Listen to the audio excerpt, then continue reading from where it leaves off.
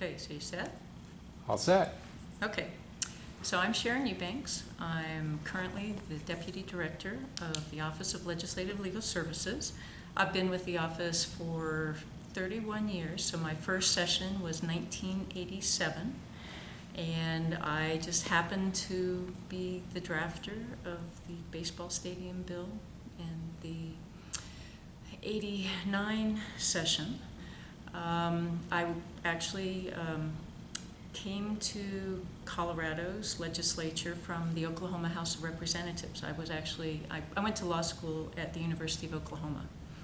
And my first job was a similar job at the Oklahoma House of Representatives. There was 102 members just in the House alone there in Oklahoma, and then they had their own separate Senate staff. So I had 3 years, 3 sessions of experience when we had the opportunity to move back to this part of the country, which I grew up in Wyoming, and they don't have a lot of mountains in Oklahoma, and it's really hot in the summertime, and it's like summertime's supposed to be the really nice time of the year. And so when we had the opportunity to come back, we did that, and I was lucky enough to get a similar job with the Office of Legislative Legal Services, and I've been here ever since. In terms of why I got to work on the baseball bill, I was on a team that dealt with everything from taxation, local government issues, state government issues, and obviously what was being proposed was what we refer to as a type of special district, and that's a type of local government. And there's lots of different special districts and different types of special districts and different types of laws under which special districts are created. There can be some special districts that are created regardless of location in the state. Could be in Larimer County, it could be in Moffat County, whatever. And so there's a portion of the statutes, and most of it's in Title 32, the Colorado Revised Statute. And these types of laws regarding special districts set up sort of the general framework for how you create a special district in a particular location. And most of those special districts are created within the jurisdiction of one county. So it might be, a very limited area that's created for a fire protection district, or a water district, or a cemetery district. There's a whole variety of public purposes for which a special district can be created. But there's sort of this organic law that has the procedures for someone who's interested in creating that kind of special district in a particular location in Colorado. And it usually involves an election. They have to file a petition, and people have to vote, because it usually involves some sort of form of taxation, usually ad valorem tax, to help fund the operations of the special district. So there's those types of special districts. Then there's also what's called regional service authorities, which are another type of special district. Again, it's sort of an organic law that various districts can be created under. And they actually have a constitutional basis. There's a constitutional provision authorizing them, and that's in, I think it's Section 17 of Article 14 of the Colorado Constitution. And these regional service authorities they can again be created for these purposes like fire protection, water, a variety of purposes, but they're different from the first category of special districts because they can overlap jurisdictions. So they can go across county lines. And that's sort of a difference between the regional service authorities and a regular special district. And again, it provides how these types of special districts can be created, again, usually by petition. It involves voter approval, and again, it's usually ad valorem tax that funds the services being provided by that district. Okay, so those are 2 categories of special districts. Then there's a third category of special districts, and those are ones that the General Assembly has created specifically by statute. The first 2 categories are sort of organic, and anybody can utilize them to create one of these types of special districts throughout the state. The third category is when the General Assembly, for whatever reason, has decided to create a specific special district to perform a specific function. And it usually has a specific location. For example, there's one created for the Moffat Tunnel way back when. More recently, then you had the RTD, the Regional Transportation District. So those are specifically created in statute. And it may also have provisions, although it's created in statute, it may have election provisions for voter approval for tax increases. And this is all prior to Tabor, because right now, any time that you were to create a special district or any type of government wants to impose a new tax, Tabor requires you have voter approval.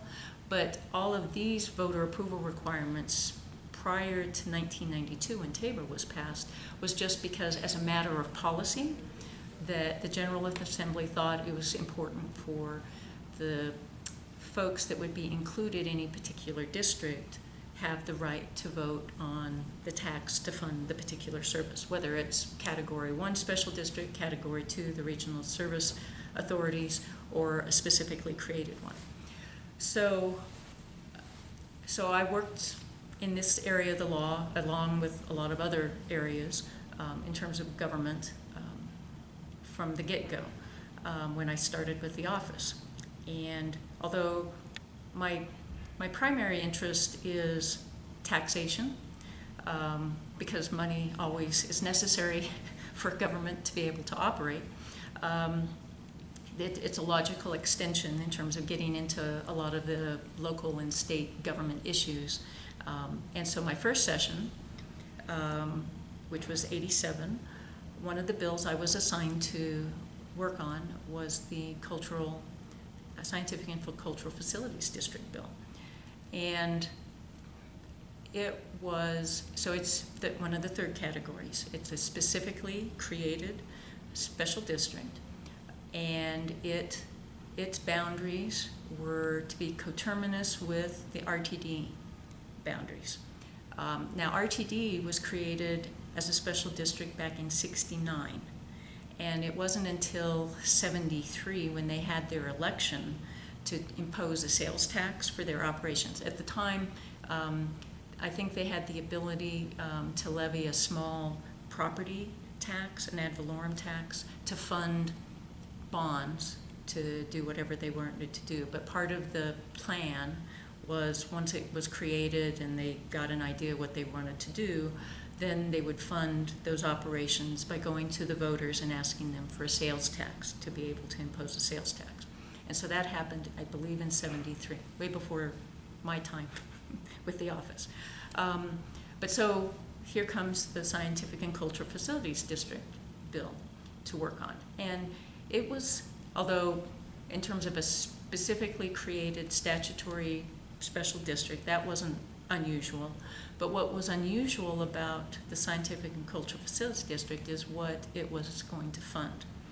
It was going to fund scientific and cultural activities within the district.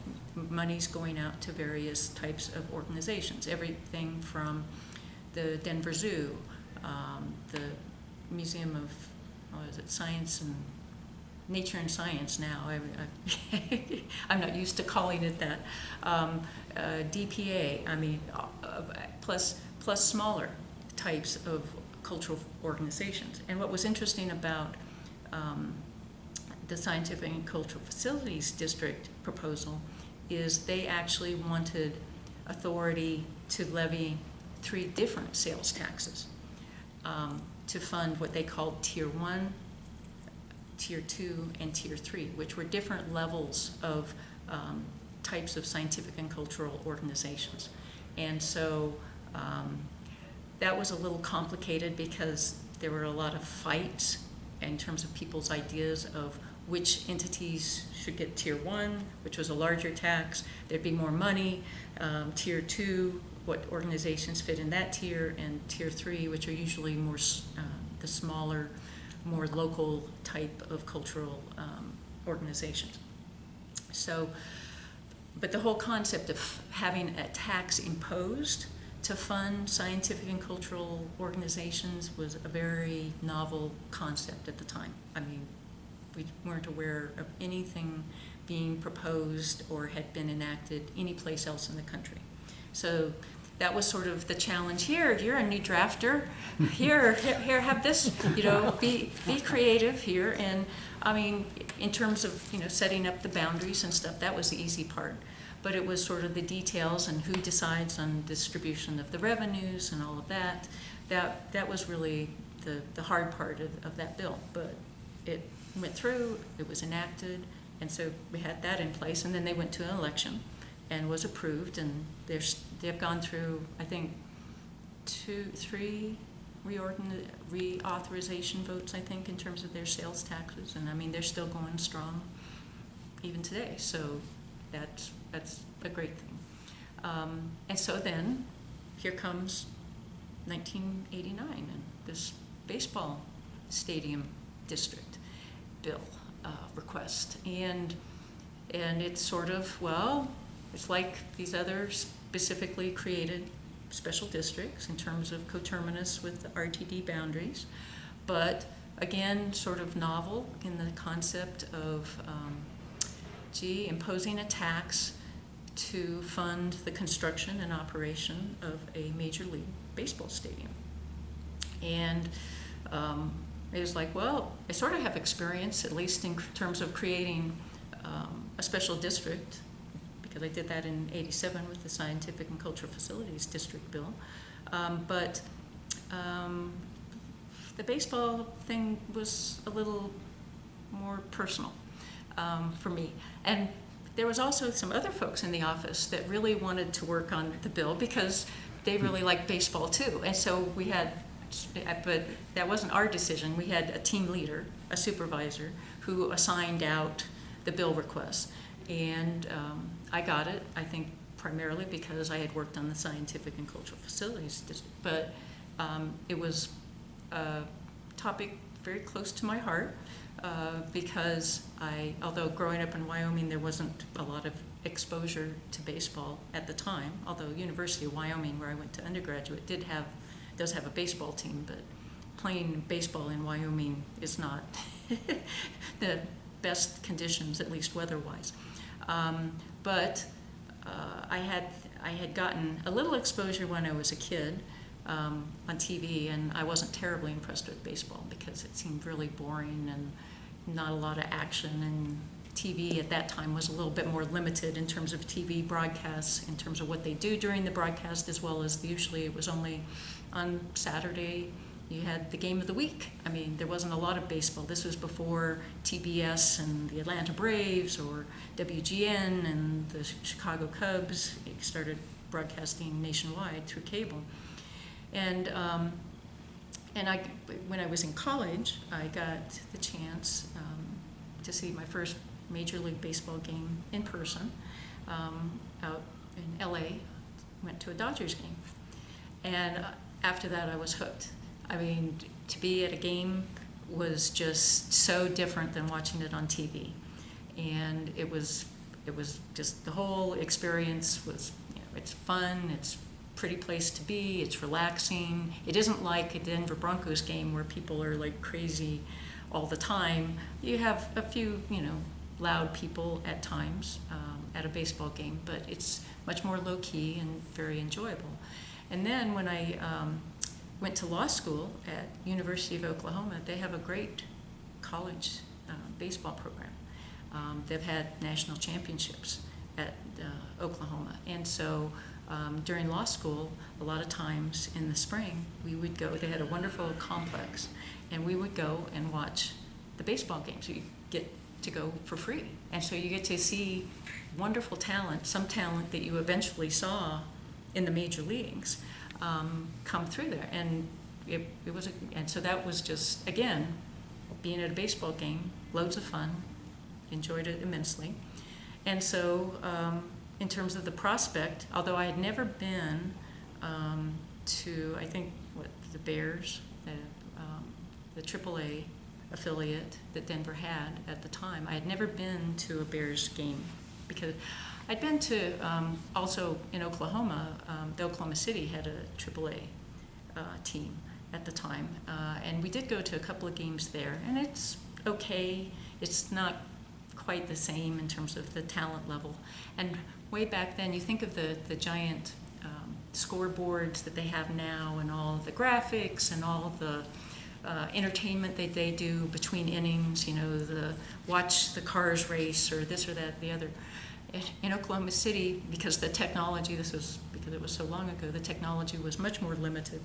They didn't have any of those kind of electronics. They had sort of a standard, they did have an electronic scoreboard, but one of their entertainments between innings was they would be able to raise the dots around, because they would light up the various light bulbs in the scoreboard, and so whichever dot out of the three that they were illuminating, you know, won the race, similar to now they have the silly, you know, toothbrush, toothpaste, and the tooth, you know, running a race, you know, during one of the half innings at the Rockies games. But I mean, it was very much more limited entertainment at the time. Now, you know, that's part of the experience. But so anyway, I'd never been to a Bears game, but yet, you know, they were talking about Major League Baseball in Denver, which I thought would be wonderful. And so here I had this opportunity to work on the bill. And so I had a little bit of a personal interest. I mean, nothing that created a conflict of interest for me, but it just made me a little bit more interested in working on it, because it would be a wonderful thing to have happen. And what was interesting about at the time, again, this type of special district was sort of a novel concept. Prior to that time, most sports venues in big cities were municipal projects. They were stadiums or like McNichols, Mile High, whatever, that were municipal. No, our lights are on timers. Municipal facilities that were funded usually by the issuance of bonds. And so it wasn't something that was a special district type of format, and usually the bonds were paid off by ad valorem tax. And so that was sort of the standard formula at the time. Are they going to come on now? We can ask? Oh. That's okay. You sure? I think we're still okay. We're still okay? Yep. Okay, sorry. We can ask the sergeant if you want. So, in terms of something that you can use as the basis for this type of bill, there really wasn't something out there. I mean, I did some research. It was, my recollection is it was a fairly tight time frame between the time that your bill request came in and the introduction deadlines. I mean, usually requests come in mainly in December, and you know, things have to be introduced sometime in January. And so, but in terms of trying to do some research to see if I could find any similar types of publicly funded facilities that had its own governing entity as like a special district. The only things at the time that I found was in terms of the Superdome. I mean, in terms of finding anything even in statutes, because most of the stuff happening from a municipal point of view, in terms of, I mean, they didn't need a statutory provision. They were doing that under whatever authority they had as a municipality, and so you didn't even find a state statute dealing with that. I found some statutes on the Superdome down in Louisiana, and also I believe there was something in Illinois, probably around Chicago, although I don't remember exactly what the facility was. But again, it didn't have so much, neither one of those had specific tax tied to it in terms of funding the facility. And again, that was sort of novel for the baseball stadium bill. So So, try to get as much information as possible. Think about the things, well, what would this entity need to do in terms of, the issues of site location, construction, maintenance, all those types of things. Those types of features had to come into the bill in terms of, what's the powers and duties of the board? Where do the board members come from? I mean, are they appointed? Are they elected? Do they represent certain areas within the district? All of those types of things, which is sort of standard for a specifically created statutory special district. But those were sort of some of the issues, and so sometimes when you have something new and different, which I like, in terms of you have to be creative, but then you sort of just make things up. It's like, well, this sounds, like something that would be, that they would need to deal with. And then, of course, there was the feedback from you as the sponsor in terms of various concepts. And then once the bill got introduced, I mean, you were dealing with all the other, getting the support. I mean, there were two efforts. One was for the bill, and then there was the efforts of just getting a major league franchise. And so there's all those efforts going on, and through your efforts of what people would support on a bill, what the makeup of the board had to be, where the stadium was going to be located, because of course people thought in terms of other government involved in the RTD boundaries, counties, Denver, whatever. There's money. I mean, this has implications, both in terms of the generation of revenues and then in terms of development, in terms of more buildings and stuff occurring and increased values in property surrounding wherever the stadium was located. So those were big fights you had to deal with. I only had to deal with it in terms of, you said, we need to address this issue and come up with a way to do that, or a site location. And I think we involved the Urban Institute in terms of trying to come up with site location. But I know that, the outer government entities, they wanted revenue sharing, or, I mean, there were a whole bunch of different issues like that. But, we worked through all of those, and my motto is, just because they haven't done it before doesn't mean they can't do it. You just figure out a way to do it. And you have a lot of input from other people in terms of ideas that maybe issues that I hadn't thought of that needed to be included. And so the bill sort of, morphs into something else as it goes along and gets filled in, and people have different ideas, and that's great. What was interesting, especially about this bill, in contrast to RTD or the Scientific and Cultural Facilities District, is those districts were created, and then they had their votes for their sales tax. Well, at the time we were working on the bill, we hadn't been awarded a Major League Baseball franchise. And then the way the bill is structured is that the board of the baseball stadium district had to, within a certain time frame, put forth the sales tax increase to the voters. And so we had a very strange contingent effective date sort of thing, or it was really for repeal, that if certain things didn't happen within certain time frames, then the whole statute just poof, it was automatically repealed. And so there were all these contingencies and timelines, and that was sort of interesting because although my recollection is Major League Baseball had certain goals in terms of awarding 2 expansion teams by a certain date and such and such. I mean, so everything was sort of contingent on their time frame. And then, in terms of a tax increase, and then in terms of, when the stadium would actually, get going and get built and actually be functional. Because the way it worked out is we got awarded the franchise.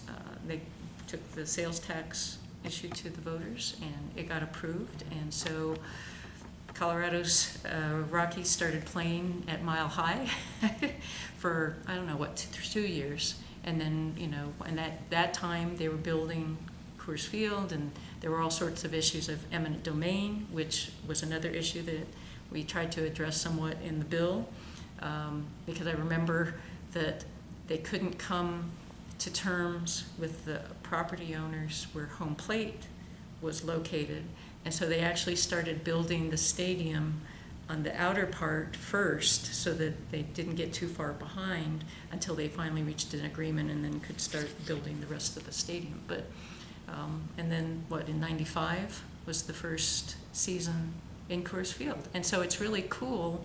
I mean, there's a lot of times you work on bills and it has important implications and it affects people's lives. And that's part of what I do as a legislative attorney, is why I like doing it, is because whether you call it public service, but you make an impact. You help the General Assembly figure out how to address various issues that the state and the people in the state need to have addressed. And a lot of times you don't, although you know that it has an impact on people, you don't really see it per se. I mean, you don't see, somebody, qualifying for a program. You just know that these things are happening now. Whereas with a stadium, here's bricks and mortar. Here's this thing that you were part of the process of it being created and coming to be. And that's really fun for me. Even, going to a game like I did last night, to go there and think that I had a very small part in it is very satisfying. But it's just really neat to see something actually concrete in front of you that is a result of legislation that the General Assembly enacted. And I have a print in my office downstairs that's an aerial view of Coors Field on the first day, opening day of the '95 season. So it's a helicopter shot. And it's really interesting because at the time, there's like nothing around Coors Field. I mean, old buildings and parking lots and things like that, and it's really sort of set apart from the skyline, in terms of downtown Denver and all. And it's just sort of sitting out there all by itself. I mean, it's a cool picture, and but what's so different now is what all has happened surrounding Coors Field. And I mean, it isn't just, Lodo, it's Platte Valley, it's Rhino. I mean, it's just, you sit in the stadium and you can see apartments and condos across the railroad tracks. And now, you have Union Station and that whole renovation and all the development that's happened in Lodo, when at the time, and I think that was part of the intended impact of building a baseball stadium there when the decision was made. But it's so different now than back in the day. But so it's fun, and I like that connection. But it's, my roles, I like being behind the scenes, and that's fine. I mean, I don't take credit for any of this because, I mean, there was so many other things that had to happen in terms of getting the franchise and then, getting the bill passed and getting the tax passed and all of that. But I have been a season ticket holder ever since the very beginning. Although we started out as a group, we had friends and stuff, everybody got into it, and then you go through a sort of a lottery of how you allocated out the tickets every season. And then as the Rockies weren't doing so well over time, people sort of lost faith and dropped out of the group, and so it's not a group anymore.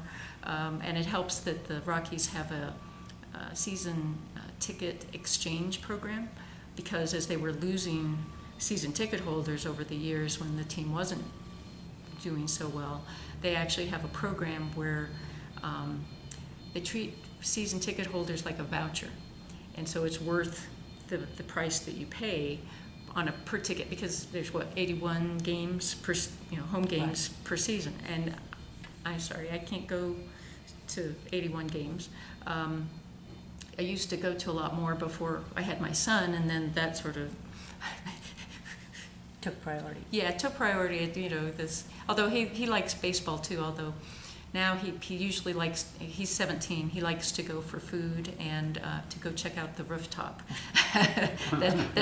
He pays attention to what the Rockies are doing, but he doesn't necessarily sit through the game. And he's definitely not one, you know, that does all the scoring. And I don't do that either. But the Rockies have a ticket exchange program where you can take the value of tickets and trade them in for other tickets. And so for me to go 6 or 7 games a season is a better deal for me. And so I trade tickets in for club level seating. Oh, wow. Underneath the overhang, so you're sort of protected from the elements. And most of the time I don't go much in April or May because with session and the weather and stuff, I usually like to go when it's a little warmer, like June, July, August, and September, and postseason if possible. But still get to go to games. I enjoy it. I have them on the TV a lot when I'm not at the game, just because I like. And then sometimes I turn them off because I get frustrated. But you know, I think that's what most fans do. So that's sort of information about special districts and the bill and why I got it. And So Sharon, for those who don't understand maybe exactly what a legislative drafter does, I know that Neil brought me a draft of something that he thought might make a baseball stadium bill. right. And I believe that's what we brought to you. And then With the request. you, from that standpoint, need to do what? Getting a draft is sometimes helpful and sometimes not, because sometimes it tends to color your viewpoint or your thought process in terms of you see this is the way to do it, and then you go from there. And other times it's sometimes better to start from scratch. I think I built from what Neil did in terms of the draft, but I think I filled in a lot of details. But to me, that's just part of the process. I mean, you want to make sure that the bill includes all of the relevant details that it needs in terms of what are the powers and duties, what is the scope of what they can do, the eminent domain, the location, the board members, the ongoing funding. A big issue with the bill was the contractual sort of selling of various rights, like the naming rights to the field and other things, because again, that was at a time where that practice, it's very commonplace these days. Everything, the naming rights are sold for any kind of facility anymore. But back then, that was just when that was starting up, and so that was another concept to work in there. But yeah, take the draft, build on it, fill it out, and at least in terms of what I think needs to be covered, and then give it back to you for your thoughts and for all Neil's thoughts or whoever else you were working at the time, because it's a collaborative process. It isn't just, oh yeah, I'm a bill drafter, so I know how to do this. I'm here as more of a facilitator, to know issues, spot issues, know how to set up the election provisions. This is what you need to do procedurally to be able to do this type of tax election, the timing, all of those types of things. And so I'm here to sort of fill in details that you may or other members may not recognize the need for. And then it's just this continual process. I mean, you start from Neil's draft, then you had my draft, and then, I don't know, we may have gone through a couple of versions, maybe. If we had time, I don't think we had a whole lot of time. And then a lot of that happens during the legislative process. In committee, there's amendments. On the floor, there's amendments. Then it goes to the second house, same sort of thing. So it's always this sort of collaborative process as it works its way through until hopefully it makes it through the entire process and gets sent to the governor for his action. And so I don't view it as, I'm telling you everything, it has to be done this way. I may advise a member that this is the way I did it because of these legal issues or these concerns, or whatever, but it's always the members' call as to how that bill actually gets drafted. So as I understand it, Coors Field is now the third oldest stadium National League. in the National League. Yep. And so I see a lot of new stadiums being built. Do you get contacted frequently about how we structured ours? No, my guess is that I don't get direct contact. My guess is because it's in the statutes that people utilize, because it's easily accessible, that they can see how we did it. Just like when I started on the bill, I looked to see if I could find any other statutes elsewhere in terms of something that would be comparable. Because, if somebody else has already dealt with the issue, there's no sort of pride. We like to build, and that's why, members go to conferences and they hear about how other states are addressing a variety of issues. Why start from scratch when you don't have to if somebody else has done that? So I don't know how many, perhaps in terms of legislation, have relied on our baseball bill to be a framework or at least a starting point for whatever they did. So I don't recall ever being directly contacted in that regard. But then again, see, I'm just the behind the scenes person involved. I would think that people might be more likely to contact you for your input on your experience with sponsoring the bill. So I know the bill had a sunset in it because sunsets now are a way to kind of try to keep the statute books cleaned up. Right. And so I think the only sunset we had in this bill was on the tax, that we didn't have a sunset on the stadium authority itself. No, we did. We did. Yeah. And Yeah. so will they have to go to an election for reauthorization? No, because the way the sunset was, it wasn't really a sunset in terms of you thinking of the sunrise process Right. with state agencies. It had an automatic repeal, that if certain things didn't happen, then the whole statute that we created was going to get repealed. So it was a more permanent rather than a sunset process, which is an ongoing reauthorization after so many years. So it's a little different, but it still had, it was sort of like, well, if we aren't awarded a Major League Baseball franchise within this time frame, then there's no need to have this on the statute books any longer, and then it would be repealed. Or if the voters voted down the sales tax, obviously there was no need to have the statutes on the books, and it would be repealed. So in terms of the taxing authority, I know that we had written in the bill that they could levy a 0.1% of sales tax until the stadium was paid for, and then the tax would go away. Do they still have the authority today to go to an election to levy another incremental sales tax? No, they don't.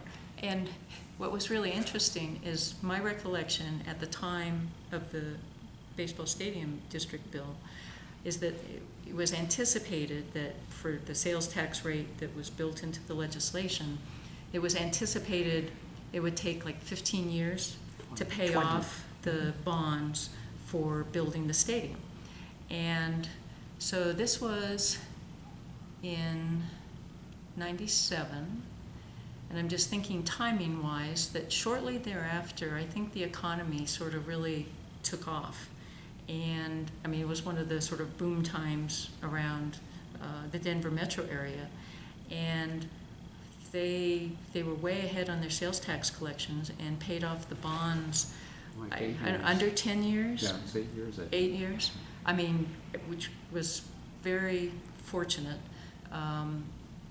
Especially when you think about some of the things that were going on during that time period after the bill was passed. When you think of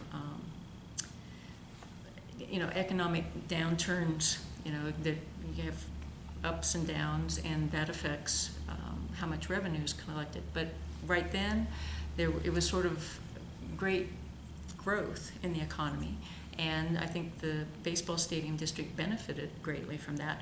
And so they got paid off early, and gee, guess what? This was such a model that what they wanted to do was, well, they needed a new stadium to replace Mile High. And so then there was legislation, and I was not the drafter on this bill, in terms of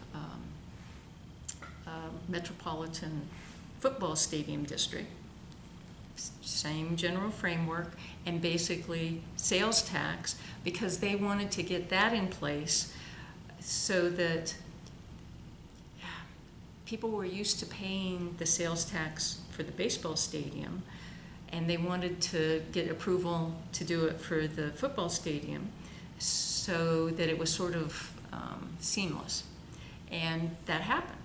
And so once the baseball stadium district paid off their bonds, then their ability to levy a tax ceased, because that was the only reason that they could levy the tax. And so they no longer have authority, and there is no longer a sales tax for that. And I think they're just now sufficient on whatever operating revenues that they generate from the lease with the Rockies and whatever, other operations that they're involved with.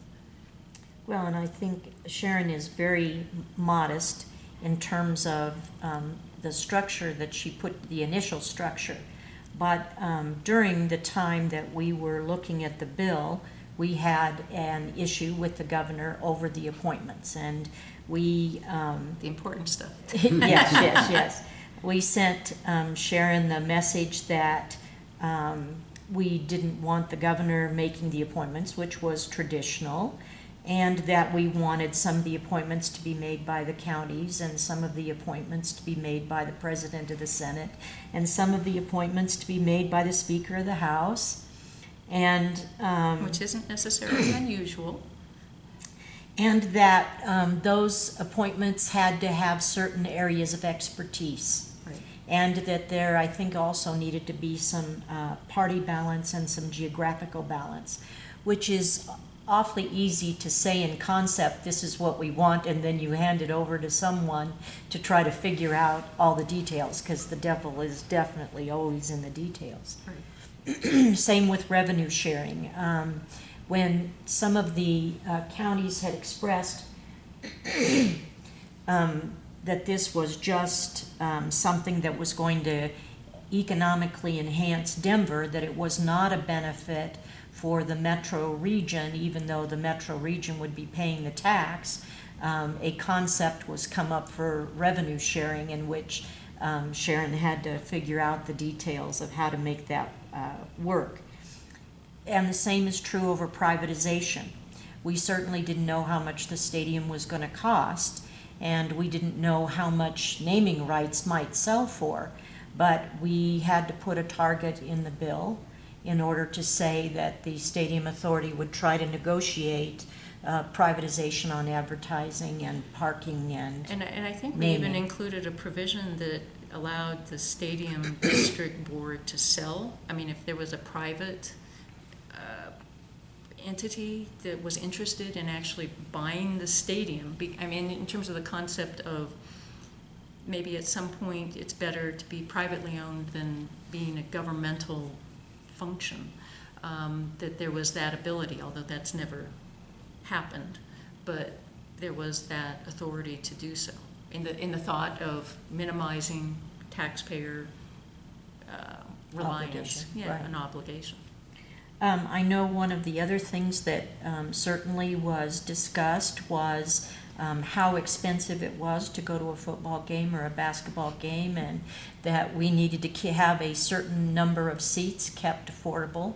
And once again, you just tell Sharon, make it happen, that right in the bill. That's right. Hence the rock pile. Hence the rock pile.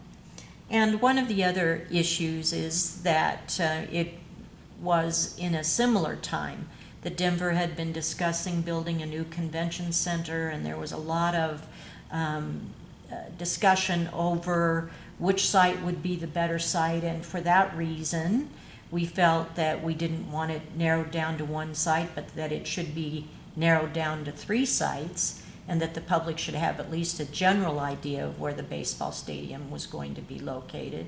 And once again, this was kind of turned over to you to write in the legislation that the stadium authority would have to narrow it down to Some different 3 locations. sites. Right, Right.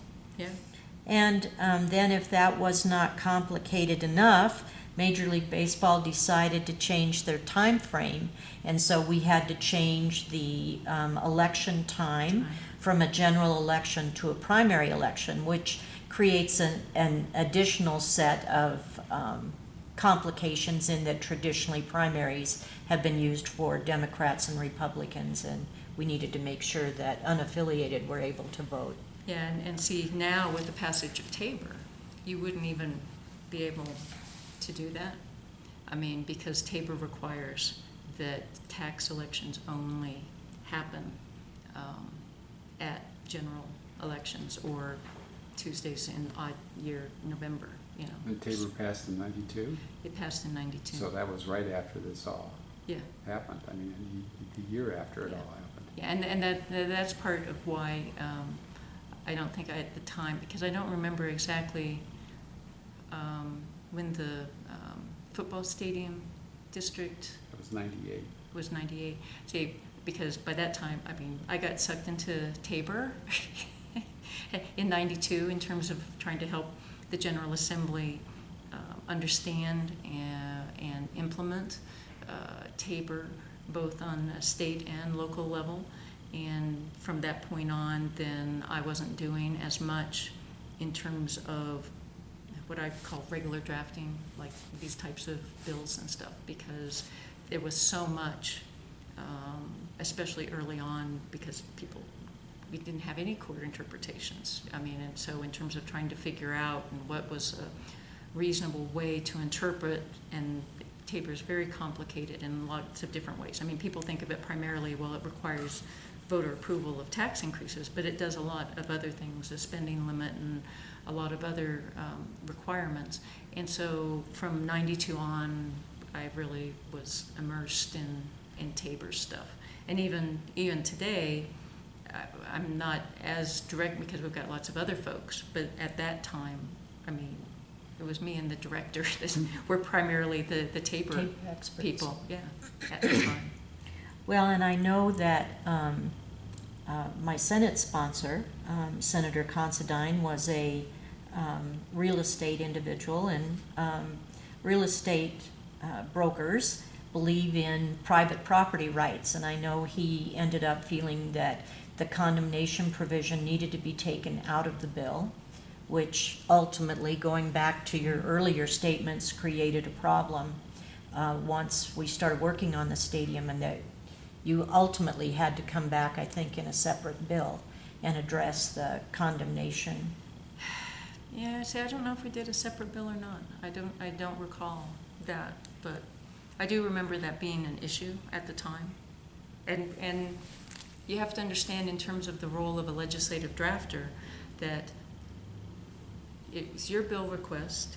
You controlled what was in the bill as much as you could. I mean, once it got introduced, then, you know, other members, it gets amended through the process, and sometimes you feel like you have control, and sometimes you feel like you don't have control. But then when it goes to the second house, in terms of the Senate prime sponsor, then I'm taking my direction from that person also. Now, as other members, other senators, you know, could propose amendments, and I'd be preparing those. But again, that's sort of how my professional responsibility lies in terms of what Senator Considine wanted to do with the bill and what direction he thought the bill took. And then in terms of differences between those two versions, then you go to conference committee. If the end result after the second house is such that the first house doesn't accept that, then you go to conference committee and hopefully work out those differences. But And talking about case law, I know we had a challenge from some residents in Adams County that the issue had passed in all of the counties except for Adams County. and that they felt because Adams County did not vote in favor of the tax, that they could be excluded from paying the tax. And I know it ended up going to court, and then I believe you testified. Actually, I think it got dismissed before it ever got to trial.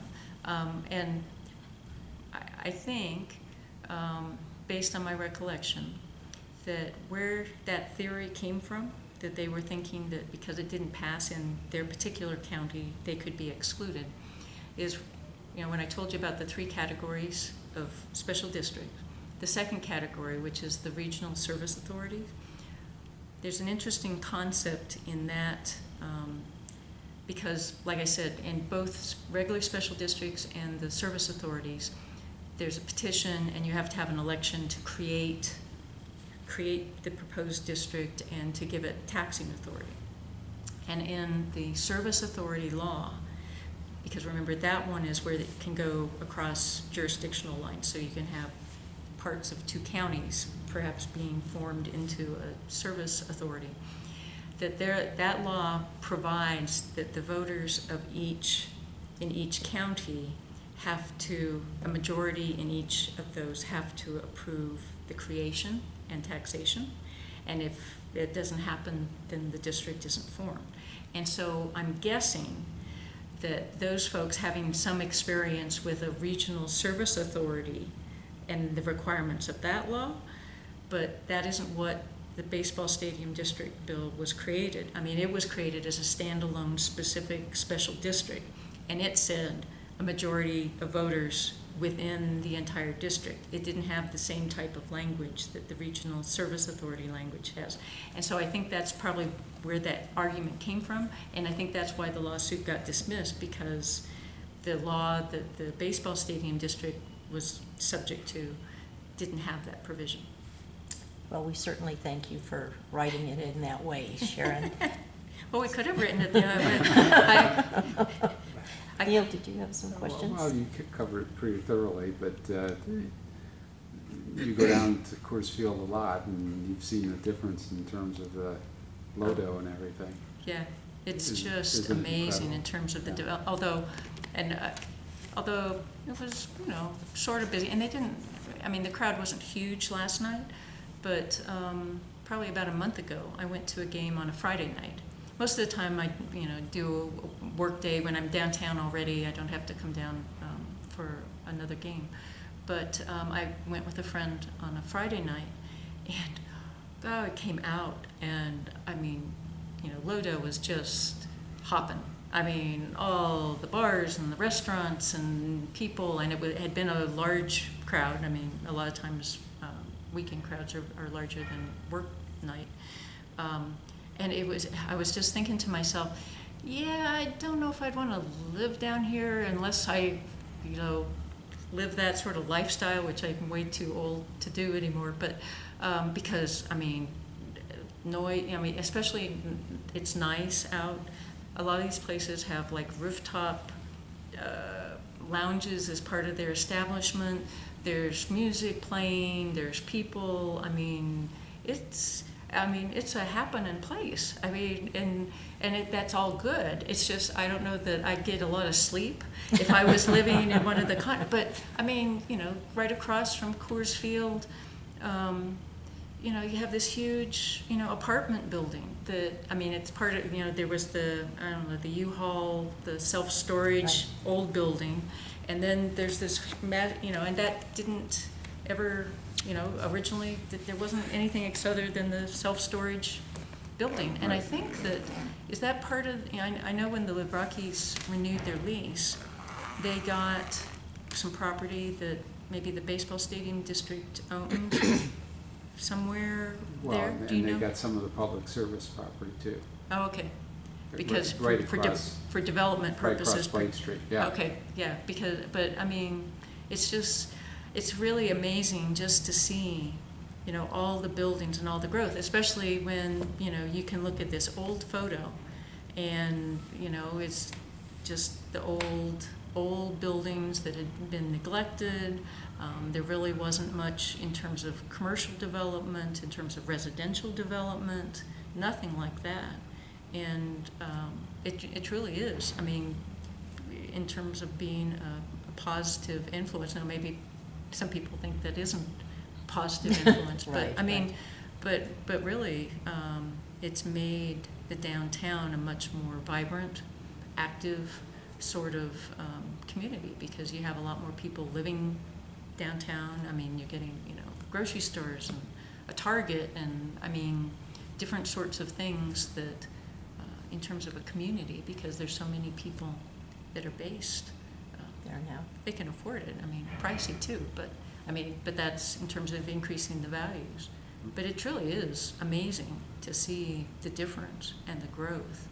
Well, And- it's such a win-win when you can offer that opportunity for another social venue, plus it creates a resurgence in an area. Right. So, Yeah, absolutely. and you see the development, in terms of, then, with the Pepsi Center and whatever you want to call the football stadium. Whatever its name is today. I don't know if it still has the Sports Authority sign on it, Sports because they haven't Authority. found Yep, a yep. new It's gonna be sponsor. Sports Authority for another I year. still call it Mile High. I Right. just. I think most people do. Yeah. Well, we're Because. sure happy that you were the Anointed drafter of one, this. yes. Anointed one for Well, I this, because enjoyed it. you It made was it happen, interesting, putting all the pieces together. Because again, here's this issue, and it happened to be a more public issue. I mean, in terms of the idea of Denver getting a Major League Baseball franchise. But there was so much other work that went on. I mean, just the legislation was just one aspect of it. And that was interesting about the other evening when we were doing this, hearing the other folks who were involved on the Major League Baseball front in terms of trying to get and all of that, and all the politics and all that goes on with that sort of stuff. I mean, It's an amazing story, and I think it's one that hopefully people will really appreciate over time, is that, it just wasn't a given. It just wasn't you put up a piece of legislation and you get a team.